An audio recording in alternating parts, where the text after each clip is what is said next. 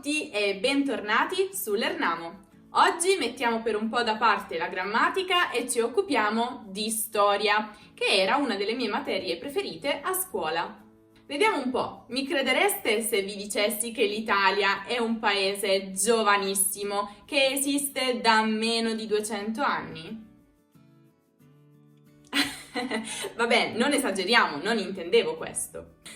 Piuttosto intendevo dire che dalla caduta dell'impero romano, avvenuta nel 476 d.C., la penisola italiana è stata costantemente frammentata e divisa sotto varie dominazioni, spesso straniere. Per quanto possa sembrare strano. Ora infatti vi mostro una mappa della penisola italiana nel 1815.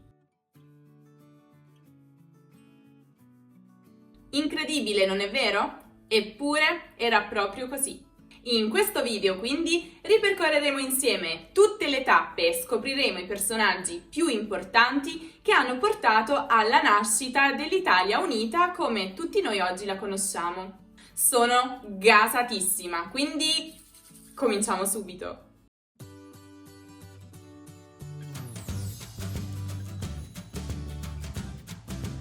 Come abbiamo già accennato, l'Italia, prima dell'unità, era divisa in una serie di microrealtà. Attorno al 1815, tra le entità politico-amministrative più rilevanti della penisola, possiamo citare il Regno Lombardo-Veneto, sottomesso all'Austria degli Asburgo, il Regno di Sardegna, governato dal re Vittorio Emanuele I insieme al Piemonte, lo Stato della Chiesa, governato dal Papa, il Regno delle Due Sicilie, governato dalla dinastia dei Borbone. E poi abbiamo Ducato di Modena, Granducato di Toscana, Ducato di Lucca e alcune altre realtà piccolissime che, senza offesa, abbiamo preferito non citare. Però, durante il secolo XIX, alcuni patrioti, cioè alcuni giovincelli, che non erano poi così tanto giovani, un po' birbantelli, sentirono il bisogno di unire tutta la penisola e creare un'unica nazione. Ma che bravi! E così diedero inizio a quella fase storica nota come Risorgimento. Sì, avete capito bene. Noi italiani siamo così avanti che non solo vogliamo raggiungere l'unità nazionale, ma rinominiamo anche con un nome super figo l'intero periodo storico in cui l'abbiamo raggiunta. Risorgimento. Wow! Ricorda anche un po' la Fenice. Che meraviglia! Ma torniamo a noi.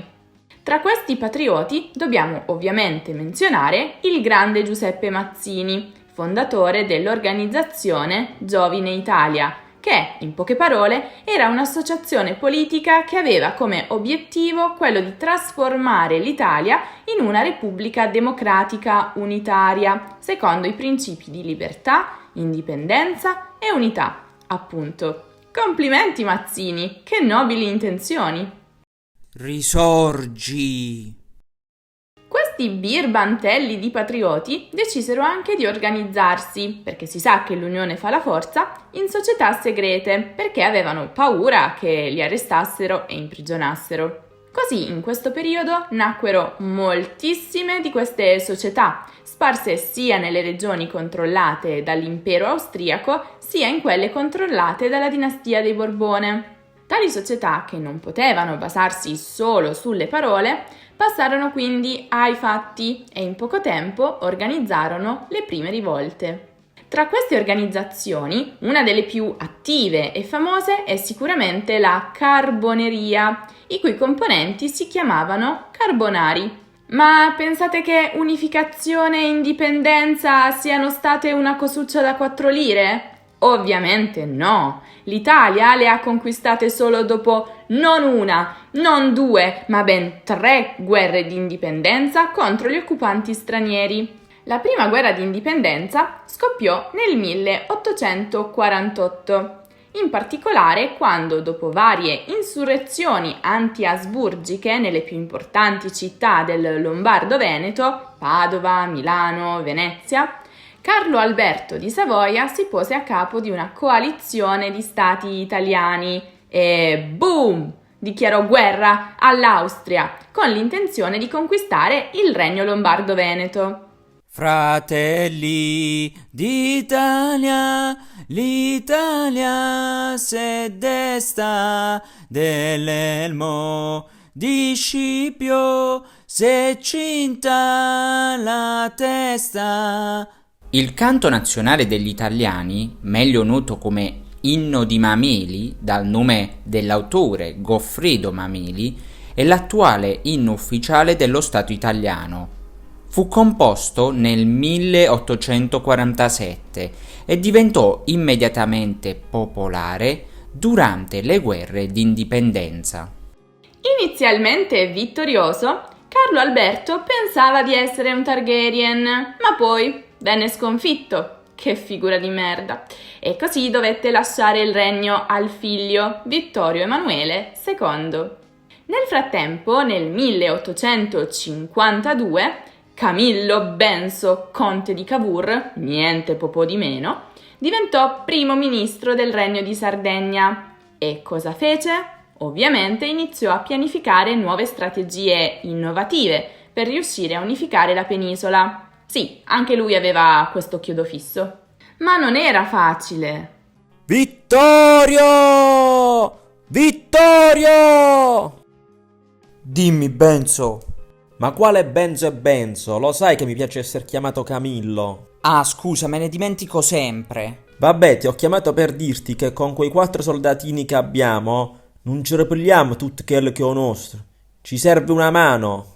Cavour infatti si rese subito conto che senza l'appoggio di una potenza europea, qualcuno con le palle per intenderci, non sarebbe mai stato possibile sconfiggere gli Asburgo.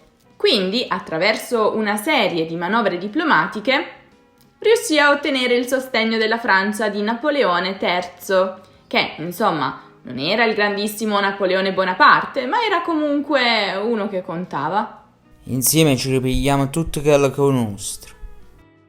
Nel 1859 scoppiò allora la seconda guerra di indipendenza. Questa volta il Regno di Sardegna, affiancato dalla Francia, riuscì a ottenere la Lombardia e non si fermò qui, perché questo evento provocò l'annessione al Regno di Sardegna anche di Toscana, Parma, Modena e della parte di Romagna governata dallo Stato Pontificio.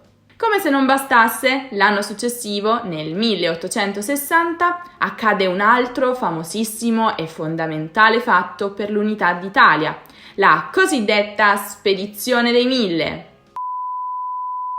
Facciamo ordine. Tutto parte da Giuseppe Garibaldi, che non era mica uno qualunque, ma era un generale patriota e condottiero italiano, famoso sia in Europa che in America meridionale per le sue imprese, che lo resero noto come eroe dei due mondi. Scansatevi tutti! Giuseppe Garibaldi, insomma, con circa 1 migliaio di uomini al seguito, partì da Quarto nei pressi di Genova, in nave, e raggiunse Marsala, in Sicilia. Oh, ma in questa barchetta non c'entriamo tutti! Lo so, ma c'è crisi. Ma che schifo di guerra che mi tocca combattere! Nemmeno il budget adeguato! Speriamo solo che non abbiano anche chiuso i porti! Dalla Sicilia, combattendo contro l'esercito borbonico, i Mille conquistarono tutta l'isola e iniziarono a risalire verso nord, vittoria dopo vittoria, fino a Napoli. Vittorio, allora che devi fare? Ti muovi! Sono 3 giorni che ti aspetto! Dai, che ci dobbiamo fare il selfie della conquista, questo va virale sicuro! Così conquisto anche un po' di follower dall'Asia e dall'America del Nord, perché di là ancora non mi caga nessuno! Uè Giuseppe, hai ragione, ma sto avendo qualche problemino con ste guardie svizzere. Però non ti preoccupare, ci vediamo a Teano tra un paio di giorni. Nelle stesse settimane, infatti, il re Vittorio Emanuele II mosse l'esercito per conquistare le Marche e l'Umbria, regioni controllate dallo Stato Pontificio, e, evitando il Lazio, scese con i soldati fino in Campania, dove il 26 ottobre 1860 si incontrò con Giuseppe Garibaldi a Teano, vicino Caserta, riunendo così la penisola. Bel lavoretto. Modestamente, mi chiamano l'eroe dei due mondi. Però adesso muoviti a fare la tua dichiarazione, che devo andarmi a fare un aperitivo a Napoli sul lungomare. Instaape, Friends, Smile, We Did It. Italia unita, finalmente. Io, Vittorio Emanuele II della dinastia di Savoia, dichiaro in data odierna, 17 marzo 1861, la nascita del Regno d'Italia con capitale Torino.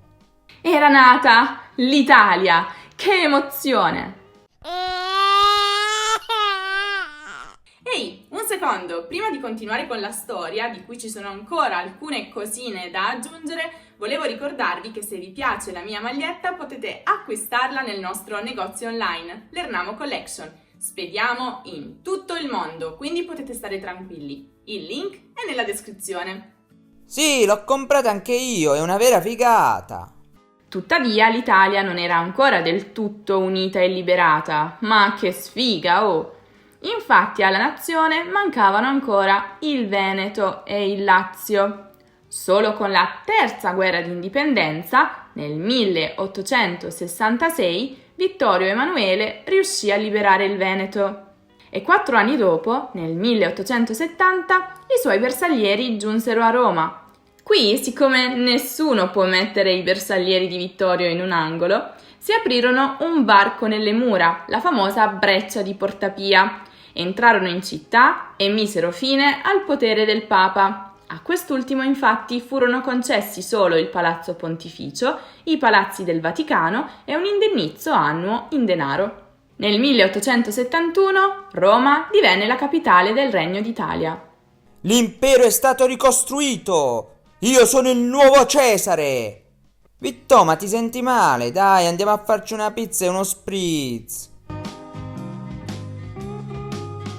Bene, ora che conoscete la storia dell'unità d'Italia, perché non ripassare un po' di geografia? Ho realizzato un bellissimo video dedicato alle regioni italiane. È veramente molto interessante, quindi ve lo consiglio. Come sempre trovate il link qui in alto nella card o giù nella descrizione. Inoltre, sul nostro sito www.lernamo.com potete trovare tutte le nostre video lezioni di italiano con tanto di esercizi di grammatica e c'è veramente tutto, dalle basi, alfabeto, numeri, preposizioni, fino alle cose più complesse, congiuntivo, frase scissa, periodo ipotetico e così via. Quindi non dimenticate di dare un'occhiata.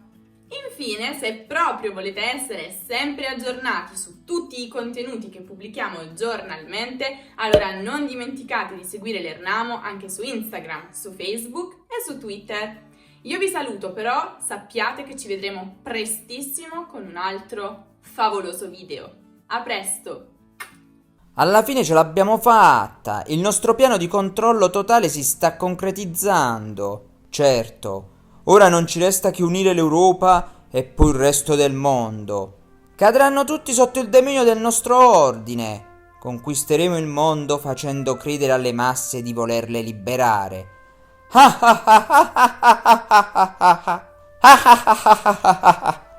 E tu chi sei? Non avete ancora fatto i conti con me. No, Vittorio! Il mondo è mio! Mio! Mio!